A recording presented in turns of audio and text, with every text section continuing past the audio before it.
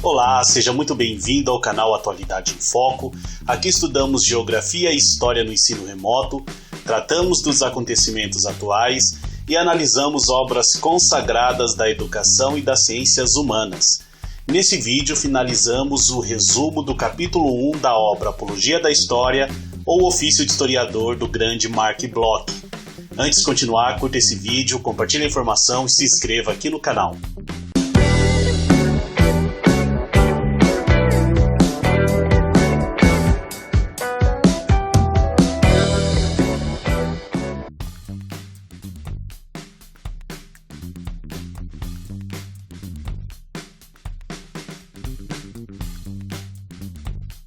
O que é com o efeito presente? No infinito da duração, um ponto minúsculo e que foge incessantemente. Um instante que mal nasce e morre. Condenado a uma eterna transfiguração, uma pretensa ciência do presente se metamorfosearia a cada momento de seu ser em passado.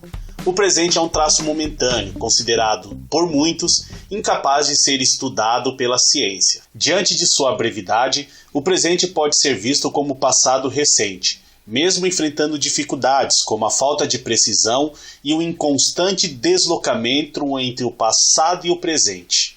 Como uma fase de pequena extensão, o presente pode ser considerado um momento sem grandes transformações nos campos político, social e no que diz respeito aos hábitos e costumes, desde o seu ponto de partida até os dias atuais. Relativamente pouco distante no tempo para nós, o presente, como o passado recente, não pode ser confundido com o restante do passado.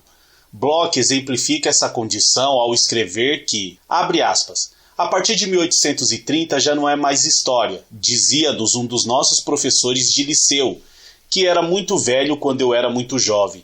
É política. Não diríamos hoje a partir de 1830. Muitos, porém, repetiriam de bom grado. A partir de 1914 ou 1940 não é mais história, sem, aliás, entenderem-se muito bem sobre os motivos desse ostracismo. Fecha aspas.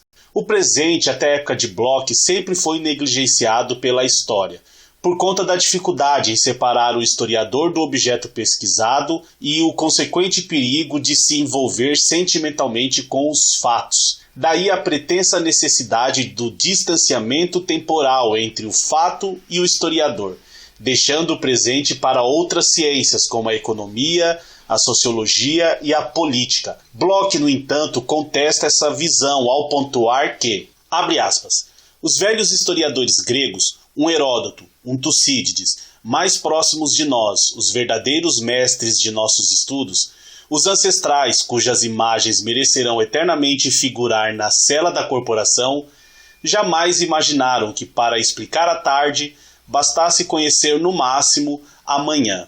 Fecha aspas. Essa divisão entre passado e presente no estudo da história era recente na época de Bloch, quando a história até então era rejeitada como estudo do presente. As grandes transformações recentes para seu tempo, como aquelas advindas das novas tecnologias e permitida por um desenvolvimento acelerado na economia, na sociedade, distinguiram fortemente o antigo do atual e trouxe novas formas de pensar e novas visões de mundo.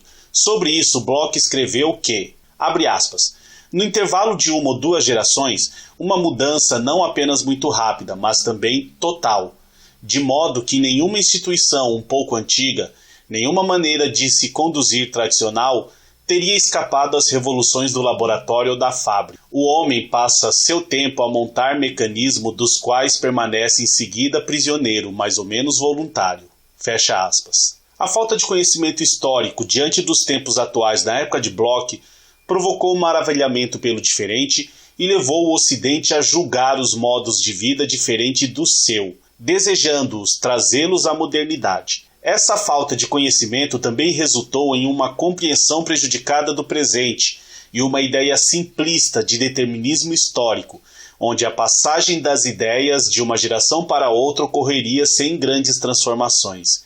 Sobre a complexidade desse processo, Bloch afirmou, abre aspas, vejam, por exemplo, nossas aldeias.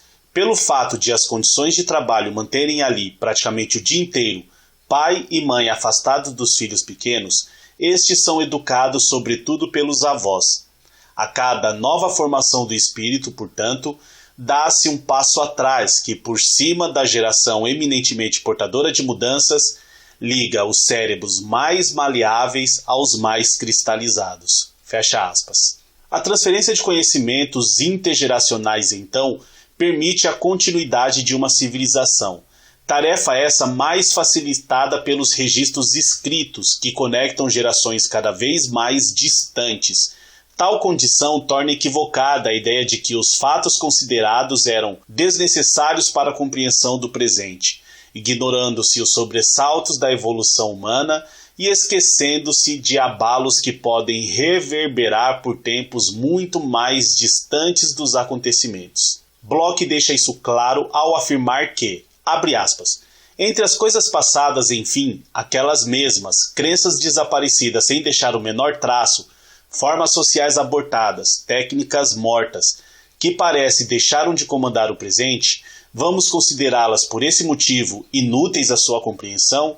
Seria esquecer que não existe conhecimento verdadeiro sem uma certa escala de comparação, sob a condição, é verdade, de que a aproximação diga respeito à realidade ao mesmo tempo diversas e não obstante aparentadas. Fecha aspas. As mudanças no ser humano são em todos os aspectos inevitáveis.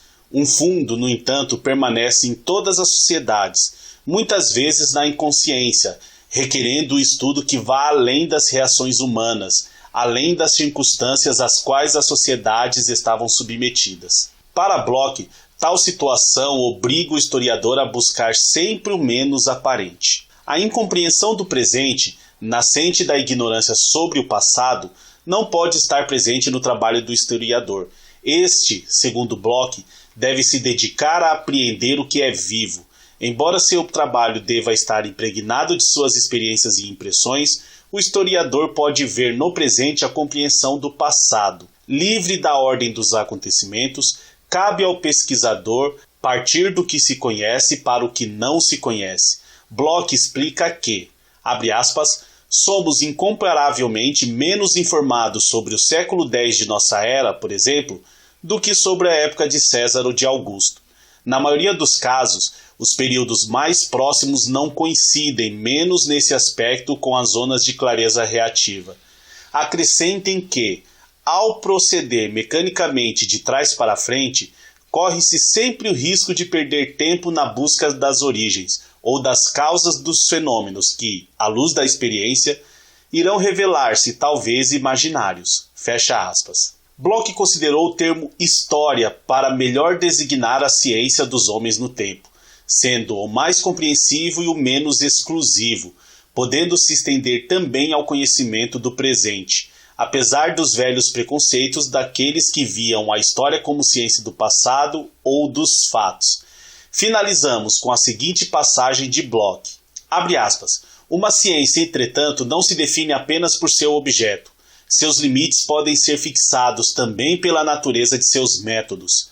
Resta, portanto, nos perguntarmos se, segundo nos aproximemos ou afastemos do momento presente, as próprias técnicas de investigação não deveriam ser tidas por essencialmente diferentes.